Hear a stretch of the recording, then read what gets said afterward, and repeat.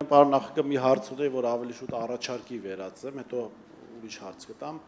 Առաջարկ ունեմ, դուք ինքներդ մի հնարավորություն ստեղծեք խոսելու ձեր իշխանության սխալների մասին, ընդ որում այնպիսի սխալների մասին չէ, որ ասենք, այսինչ առավելություններ, այսինչ լավ սխալներ էլի, այլ իրական սխալների, բացթողումների մասին, պաշտոնյաների մասին, որոնք հարստացել են միայն պաշտոնյա լինելու հանգամանքով պայմանավորված եւ այսպես շարունակ։ Հիմա հարցս, մենք խոսեցինք Նիկոլ Փաշինյանի մասին, դուք ասացիք մոտավոր թեզեր, որով ինքը կմասնակցի ընտրությունների, եկեք Փաշինյանին մի կողմ թողնենք եւ լսենք ձեզ ձեր թեզերը եւ առաջարկները, որով կմասնակցեիք ընտրություններին, խնդրեմ։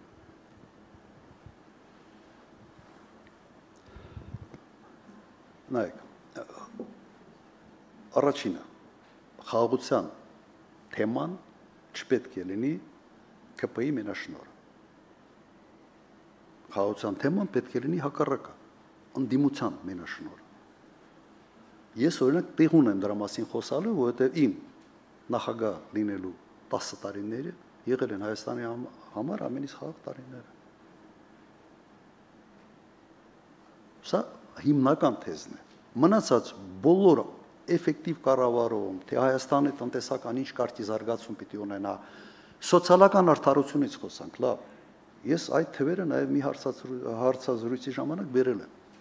Ես ընդունել եմ իշխանությունը, աղքատությունը եղել է 56%։ Ես հանձնել եմ իշխանությունը, աղքատությունը եղել է 25%։ Երկրի տնտեսությունը աճել է միջին 10.5% տարեկան։ Եթե տնտեսական աճը չի արտացոլում աղքատության նվազմանը, ինձ համար դա անհասկանալի տնտեսական աճ է, անիմաստ տնտեսական աճ է։ Սա նշանակում է, որ ինչ որ բարիք է ստեղծվում, բայց այդ բարիքը բաժանվում է շատ փոքր մարդկանց մեջ։ Ուրիշ բացատրություն չկա, կամ նկարած է այդ աճը։ Երկու տարբերակն էլ վատն են։ Հիմա ինձ կարող եք բացատրել, այս վերջի 7 տարում ինչի աղքատությունը մնացել նույն վիճակում, նույն մակարդակի վրա, բայց իշխանության խոսույթը սա տնտեսական հաջողությունների մասին է։ Այդ հաջողությունը ուր է գնում։ Ես ուրիշ թվեր բերեմ։ Իմ 10 տարվա նախագահության ժամանակ կենսաթոշակները աճել են 6 անգամ։ Ստուգեք։ Միջին աշխատավարձը, միջին կենսաթոշակը աճել է 6 անգամ, միջին աշխատավարձը աճել է եւս 6 անգամ։ Բյուջեն աճել է 8 անգամ։ Բյուջեի աճը անմիջապես արտացոլվել է միջին կենսաթոշակի վրա, միջին աշխատավարձի վրա եւ աղքատության նվազման վրա, շեշտակի ավելի քան 2 անգամ։ Հիմա այս հարցը այս իշխանության պետք է տալ, թե չպետք է տալ։ Հիմա ես սա մեկ անգամ արել եմ։ Ու իդեպ 98 թվականին ընտրվելուց ես այդպիսի խոստումներ չեմ տվել։ 2003 թվականին ընտրվելուց եւս այսպիսի խոստում չեմ տվել։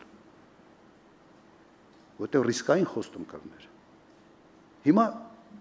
նայենք ես կառաջարկեի ձեզ ուղղակի մի տնային աշխատանք, կամավոր տնային աշխատանք, ոչ թե պարտադրված։ Դուք վերցրեք 2003 թվականի իմ բոլոր նախընտրական խոստումները եւ ստուգեք, արվել են, թե չեն արվել։ Դուք վերցրեք 21 թվականի ԿՊ-ի նախընտրական խոստումները եւ կառավարության ծրագիրը, խոստումները արտահայտվում են նաև ծրագրով, կոնկրետանում են։ Եվ տեսեք, քանի տոկոսն է կյանքի կոչվել։ Ու խայտարակ պատկեր է։ Ամոթ մի քիչ ունեցող մարդը այս կատարողականով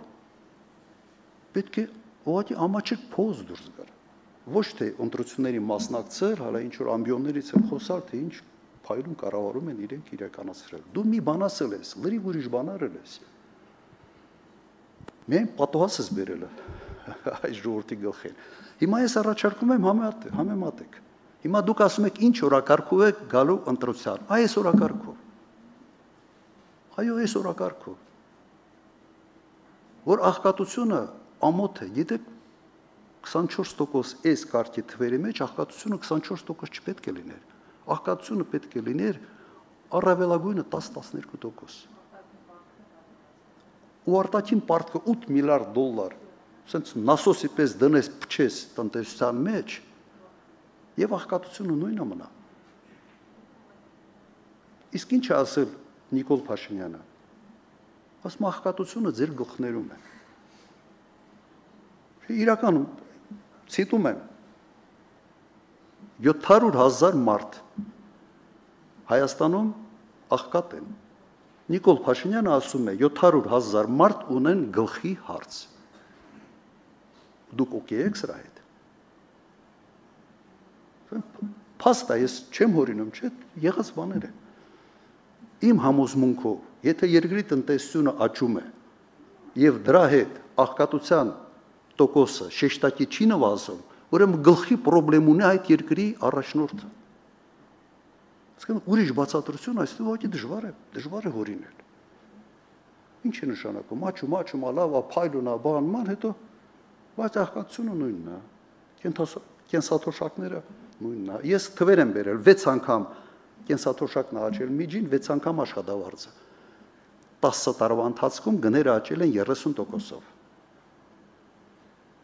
30%-ով։ Հիմա վերցրեք համեմատեք։ Հիմա Բորիս, մեր ծրագիրը այս է լինել։